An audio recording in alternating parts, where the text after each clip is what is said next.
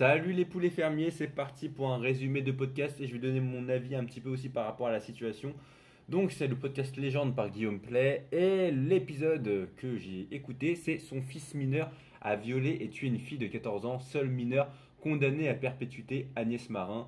Donc en gros là on a le témoignage du père qui s'appelle Dominique et qui est le père de l'assassin Mathieu Moulinas. Et en gros, bah voilà, c'était une affaire, je sais plus c'était quand les dates, vu que j'ai pas tout retenu et que j'ai pas pris de notes. Encore une fois, voilà, quand je fais une petite vidéo, je le fais comme ça, sans vraiment de préparation, pour voir ce que j'ai retenu du podcast. Et en gros, bah voilà, il raconte un petit peu l'histoire de son fils, où justement, bah, c'était un enfant tout à fait normal, avec des amis, même un adolescent normal, avec une petite amie. Il jouait aux jeux vidéo, il sortait avec ses amis. Donc il avait pas, on n'avait pas l'impression qu'il y avait deux soucis. Et je crois que, je sais plus exactement, mais il y avait deux affaires. Donc il y avait la première affaire justement où bah Mathieu, non, il viole, je crois, une fille, mais il la tue pas. Voilà, ça, il a été condamné pour le viol et le meurtre d'Agnès Marin, mais d'abord il avait déjà violé une autre fille avant, et donc il a été condamné, je crois, il devait aller en prison, je sais plus combien de temps, je crois 6 mois, et après, bon, il est sorti de prison. Et en gros, il a récidivé un an plus tard, je crois, plus ou moins. Bon, les dates, je suis plus extrêmement sûr. Mais après, il a tué justement, bah voilà, Agnès Marin. Et c'est fou cette histoire parce que, encore une fois, voilà, il n'y avait aucun signe que c'était un assassin. Bon, encore une fois, quand il y a quelqu'un qui c'est un criminel, un psychopathe, évidemment, il va pas le créer sur le monde, il va pas le créer au monde entier. Bah, j'ai envie de tuer des gens. Mais c'est vrai que c'est fou parce que bah voilà, son père il a rien détecté, sa famille, ses amis, et c'est d'un coup en fait. C'est vraiment du jour au lendemain. Et je pense que après ils ont pu détecter qu'il avait une pathologie. Je sais plus trop c'était quoi, mais qu'il avait vraiment une maladie mentale et que voilà en fait. Bon, on va pas dire que c'était pas sa faute non plus parce que en fait ça c'est un peu difficile à expliquer parce que voilà, moi je pense être plus ou moins normal, on va dire. Quoique on n'est jamais normal, mais je pense pas avoir des maladies mentales. Après, on sait pas, hein, on n'est jamais dans la tête des gens. Et c'est vrai que si j'étais par exemple quelqu'un avec une maladie mentale où il me manquait par exemple dans mes neurones, où il me manquait un truc en fait qui me permet pas de lire les émotions ou de pas ressentir les émotions, est-ce que j'aurais agi comme lui? Parce que peut-être c'est des pulsions aussi. Ça c'est difficile à comprendre, mais peut-être qu'il avait une pulsion de tuer la personne d'un coup. Et évidemment, voilà, faut pas faire ça, mais il y a des choses, des fois, peut-être que pour lui, c'était une limite vitale de tuer quelqu'un, quoi, et de violer la personne. Voilà, donc c'est une triste affaire, on va dire. Il a été jugé et finalement, bah, c'est le seul mineur qui a été condamné à perpétuité. Et le père, bah, justement, il a écrit un livre, Parents à perpétuité, et il y a aussi un documentaire qui est sorti par rapport à cette histoire. Et ouais, donc encore une fois, bah, cette histoire, ça entraîne énormément de dommages à la famille, en fait, dans les deux camps. En fait, dans la famille de la victime, donc les personnes, bah, la fille qui s'est fait assassiner, donc après, elle a une famille, hein, évidemment, donc elle a des parents, probablement. Elle a aussi bah, peut-être des frères et sœurs, des amis, de la famille.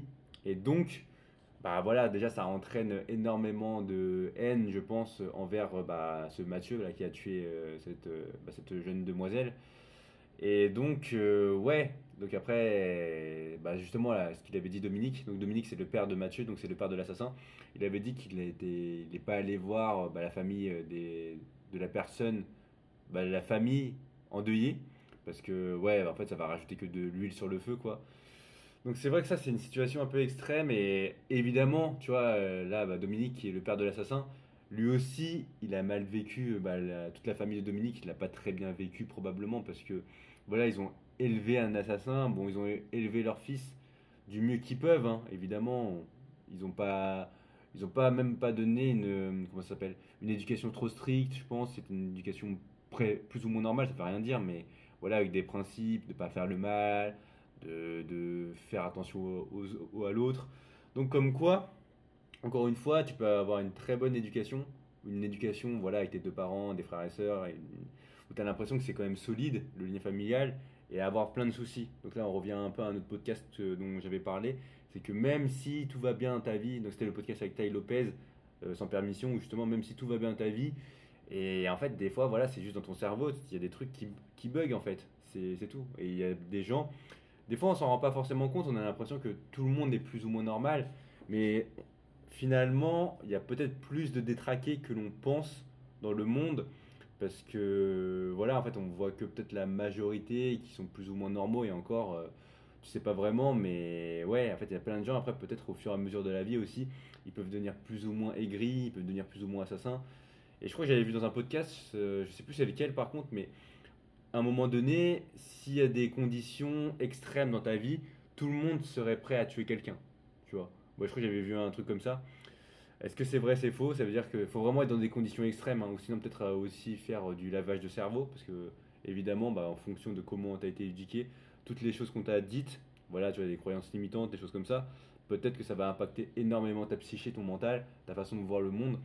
Donc ouais, cette histoire, elle est assez triste quand même, mine de rien, parce que voilà, en fait, tout le monde a subi des dégâts. Je crois que la mère de l'assassin, par exemple, c'est vrai que ce podcast était intéressant parce qu'en général, on n'a que le côté des personnes bah, endeuillées en fait. On n'a que la famille des victimes et on n'a pas la famille des assassins en fait. Et là, justement, en fait, c'est là qu'on se rend compte que ouais, en fait, c'est dans les deux camps en fait. Dans les deux camps, ça fait extrêmement mal parce que bah voilà, le père, la mère, ses frères, parce qu'il a des sœurs aussi.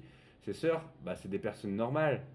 Et donc, eux aussi, ils ont subi bah, de gros dégâts, bah, de savoir que leur fils, leur frère a détruit une famille, que après leur frère, bah, justement, il est en prison à perpétuité, ils doivent aller le voir. Bon, après, je pense que, d'après ce que j'ai compris du podcast, c'est que bah, le père, il dit, en gros, bah, après peut-être que j'ai mal compris ce qu'il voulait dire, mais voilà, en fait, il a un peu pardonné son fils dans le sens que c'est une maladie et donc parce qu'il a eu une maladie, il a tué quelqu'un.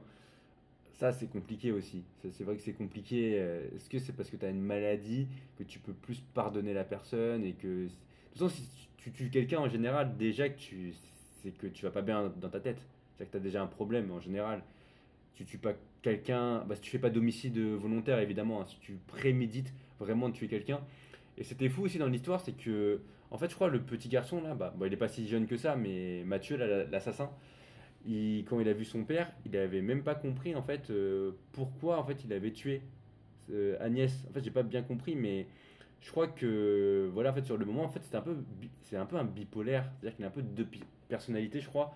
C'est-à-dire qu'il a une personnalité un peu normale et après il peut devenir un assassin. Et ça, c'est un truc de fou, quoi, quand même. Mais ouais, franchement, ouais, sombre affaire quand même, sombre affaire. Et ouais, en fait, bah, on n'a pas l'avis cette fois-ci des personnes, bah, de la famille endeuillée, comme je l'ai dit, de la famille des victimes, même si à travers d'autres podcasts que j'ai écoutés, dans Ça commence aujourd'hui ou d'autres vidéos YouTube, bah, on a souvent l'avis des victimes et qui disent un peu la même chose, encore une fois.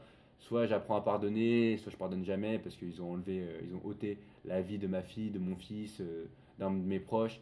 Et jamais bah, le proche pourra revenir à la vie, même si l'autre personne, voilà, on va dire, il essaie d'expier ses crimes, bah, il pourra jamais récupérer leur enfant, leur ami.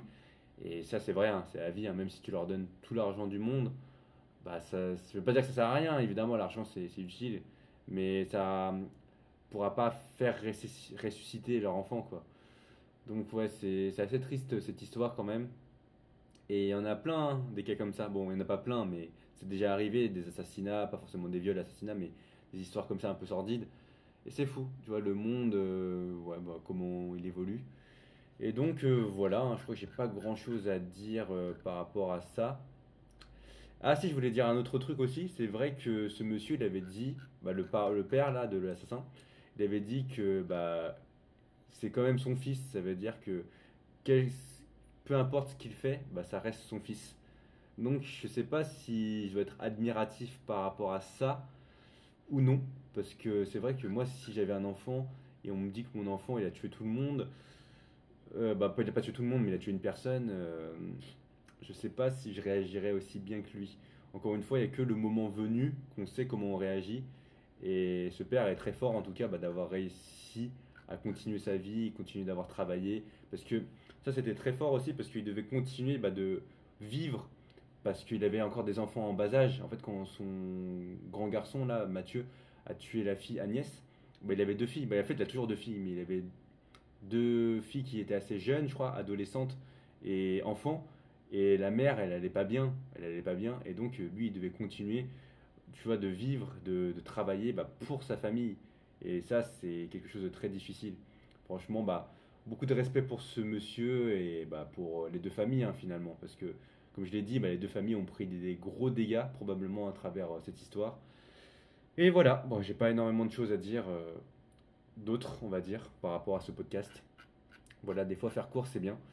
Donc, bah, si tu as aimé la vidéo, n'hésite pas à liker, t'abonner et commenter. Et sur ce, on se retrouve dans une prochaine vidéo. Et d'ici là, bah, comme d'habitude, esprit shonen, poulet fermier et sois acteur de ta vie. Salut!